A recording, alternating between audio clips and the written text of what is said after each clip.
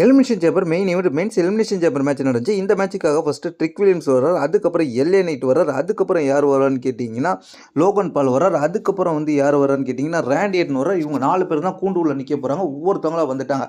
அதுக்கப்புறம் யார் வரான்னு கேட்டிங்கன்னா ஜோ ஈவன்ஸ் வர்றார். இவர் தான் யங்கஸ்ட் மெம்பராக எலிமினேஷன் சேம்பரில் பார்ட்டிசிபேட் பண்ணுறாரு. இது வரைக்கும் இந்த வயசில் யாரும் பார்ட்டிசிபேட் பண்ணதில்லைன்ற மாதிரி சொல்கிறாங்க.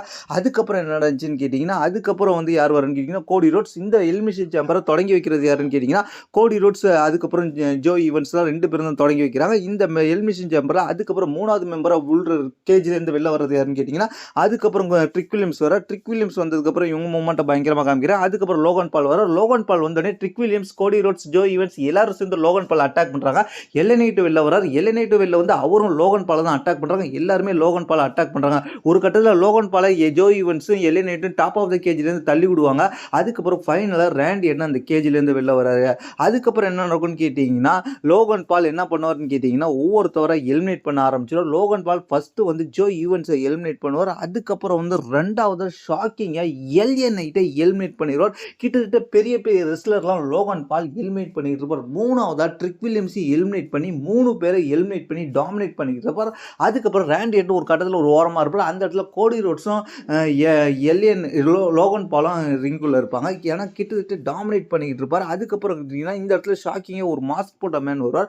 அந்த மாஸ்க் மேன் யாருன்னு கேட்டிங்கன்னா ஆடம் பெர்ஸ் பிடிச்சிருவார். ராவோட மேனேஜர் பிடிச்சிருப்பாங்களா அது ஜாபரா. அதுக்கப்புறம் இன்னொரு மாஸ்க் மேன் வருவார். அதுக்கப்புறம் அவர் உள்ள வந்து அதாவது கேஜுக்குள்ளே வந்து அந்த இடத்துல வந்து ஷாக்கிங்காக லோகன் பாலை ஸ்டாம்ப் போட்டு ஃபினிஷர் போட்டு அட்டாக் பண்ணுவார். கோடி ரோட்ஸ் இதுதான் சந்தர்ப்பம், டாமினேட் பண்ணிக்கிட்டு இருக்க லோகன் பாலை முடிச்சு விட்டுறலான்னு சொல்லிட்டு பின் பண்ணுவார். ஏன்னா அப்படியே அந்த மாஸ்க் மேன் கொஞ்சம் கொஞ்சமாக ரிங்கை தாண்டி வெளியே நிற்பார். கேஜை விட்டு வெளில போக ரிங்கை தாண்டி வெளில நிற்பார். கோடி ரோட்ஸ் பின் பண்ணுறதை பார்த்துட்டு பின் பண்ணதுக்கப்புறம் கோடி ரோட்ஸ் அந்த மாஸ்க் மேனை பார்த்துட்டு இருப்பார். தன்னை அட்டாக் பண்ணுவானா. ஆனால் அப்போ தான் அந்த மாஸ்க் மேனை கூடிய கொஞ்சம் கொஞ்சமாக கழட்டி அதுக்கப்புறம் அந்த மாஸ்க்கை கழட்டுவார். அது யாருன்னு கேட்டிங்கன்னா ஷாக்கிங்காக செத் ரோலின்ஸ் வந்திருப்பார். வந்தது மட்டும் இல்லாமல் இது எல்லாருக்குமே பயங்கரமான ஷாக்காக இருக்கும். பால்கிமெல்லாம் மிரண்டு போயிடுவார். அதுக்கப்புறம் என்ன நடக்கும்னு கேட்டிங்கன்னா செத்ருவின் ஸ்பீடர். அதுக்கப்புறம் ரிங்குள்ள ரேண்ட் எட்டன் கோடி ரோட்ஸ் இருப்பாங்க.